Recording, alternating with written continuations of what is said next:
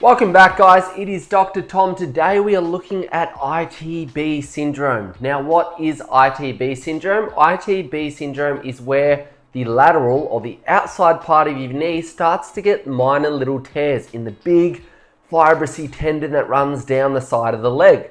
Now, this often occurs after running, hiking, cycling. So what is the ITB? Otherwise known as the iliotibial band, is a thick band of fascia that runs from the hip or the iliac crest all the way down at the outer thigh and attaches just below the knee. Okay, so what are some causes of ITB syndrome? Overtraining or sudden increase in activity, running on an uneven surfaces or always on the same side, slope running, weak hip abductors or glutes, poor running form or biomechanics, worn out or inappropriate footwear. What are the main symptoms? Sharp or burning pain on the outside of the knee, pain that worsens during activity, especially downhill or after a few miles of running, possibly a snapping sensation in the knee when you move, run, cycle, whatever it may be, and tenderness on palpation just on the outside of that knee, so down the bottom of the ITB region. So what do we do for treatment modalities? So number one, rest,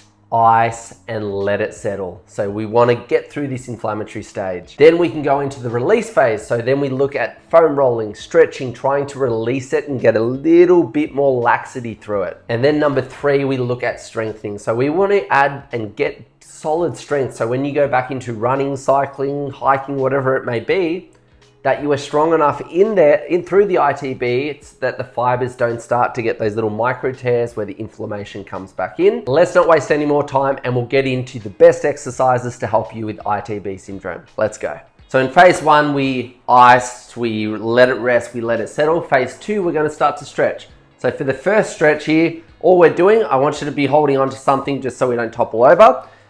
With the affected side, you're going to leave that leg behind you. We're going to step over the other side, and then from here, with this hip, I want you to push it out to the side as far as we can get it.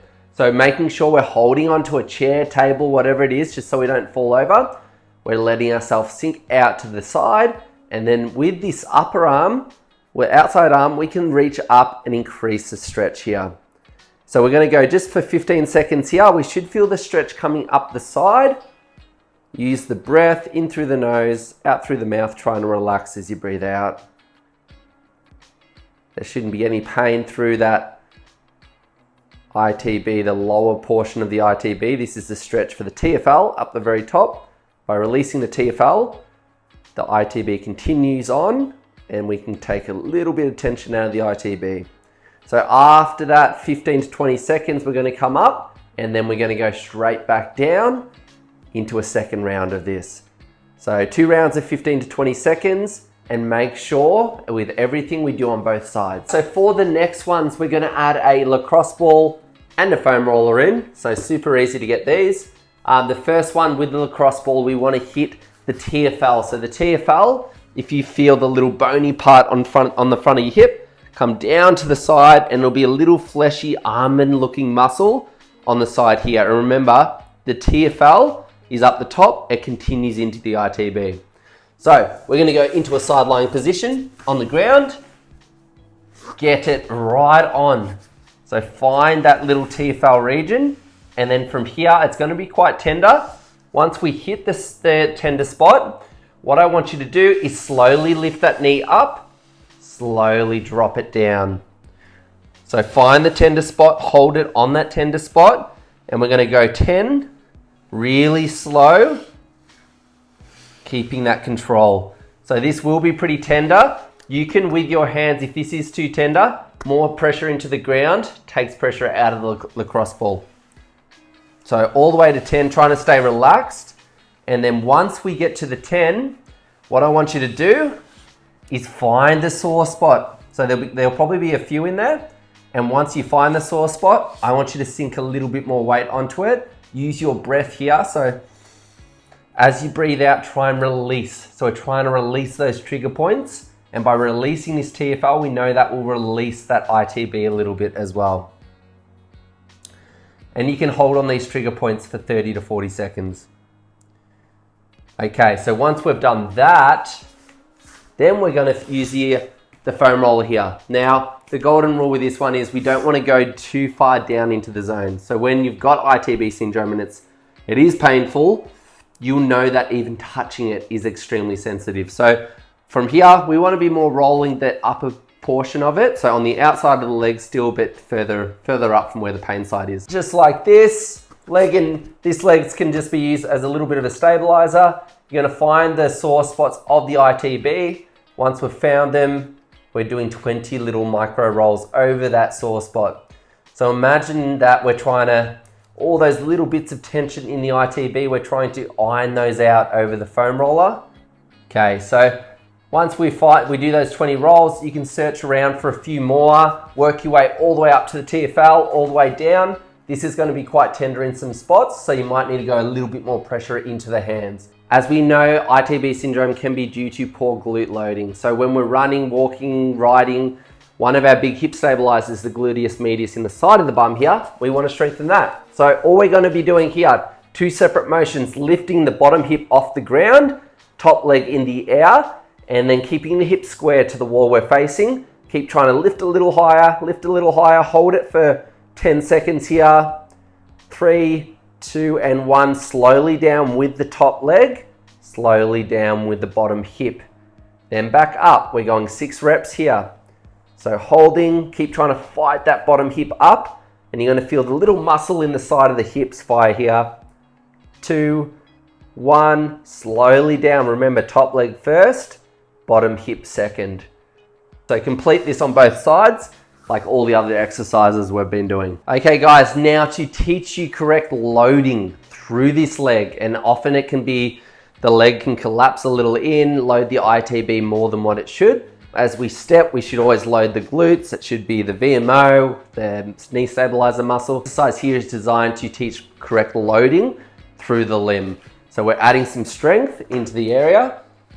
We're using a resistance band here, tied around something stable. Step the affected side through, wobble out from there, and then this should be pulling the knee in. So as we drop down here, we shouldn't feel any pain. As we pull the knee out, we should be feeling it in the side of the bum. If you don't, you can wobble out a little further. And then from here, all we're doing here, slowly dropping down, holding 4, 3, 2, and 1, slowly coming up. Making sure if you look down, we don't want that knee creeping in.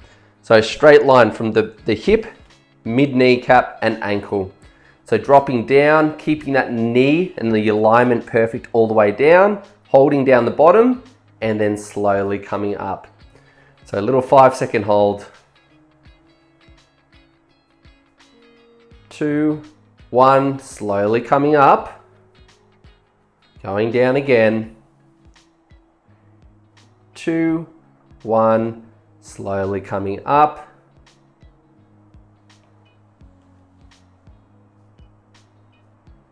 2, 1, good, slowly coming up. So we want to do 10 reps with that, with the 5-second holds in there. Okay guys, and the last one I want you to do is a hip shrug. So we're going to try and teach the hips to load equally on both sides. So we're not sort of running and putting all of our weight into the one side. So we call these hip shrugs. So all we're doing here, keeping the hips level to start off with, standing on the side of a step, or if you've got a little brick at home, we can just drop off the side of that, whatever you've got to play around with. And all we're doing here is letting that leg, keeping both knees locked straight, drop down. This hip will go out to the side, and then we're focusing on the right hip here, lifting it as high as possible. So 10 reps here, letting it drop as low as possible. All focus on the right leg here and coming up from there. So 10 reps on one side, trying to increase the range of motion we get here. So if I flip over here and do it on the other side for you.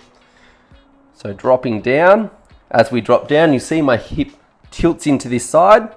As we lift up, the other hip's going to be higher. So we're almost doing a seesaw with the hips here.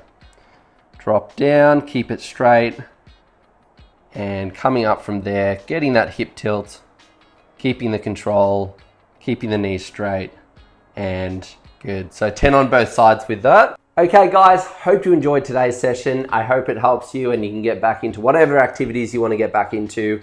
Remember that consistency is the main thing with these. So a little bit each day is better than doing one big session a week. So keep at it, get those improvements, write in the description section if you've had benefits doing this program, and we'll see you again next time guys. Take care.